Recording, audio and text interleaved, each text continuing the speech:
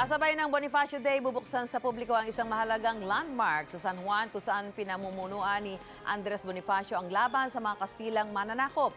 Nagbabalik live si Bam Alegre. Bam?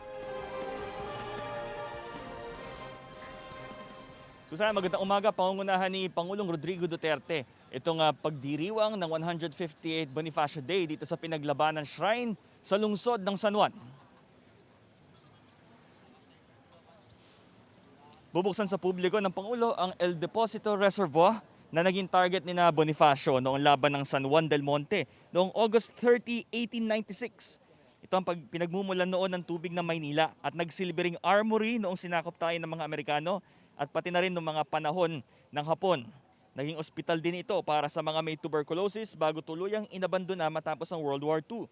Ang National Historical Commission of the Philippines ang magmamahala sa historical landmark na ito. Sa pagbubukas nito, ang Pangulo ang una magtutour sa Museo El Deposito Reservoir Underground Tunnel matapos ang ilang aktibidad para gunitain ang kapanganakan ni Gat Andres. Kabilang dito ang pagsindi ng Eternal Flame at wreath-laying ceremony para kay Gat Andres. At Susan, sa mga oras na to, ganito yung sitwasyon dito sa labas ng pinaglabanan shrine.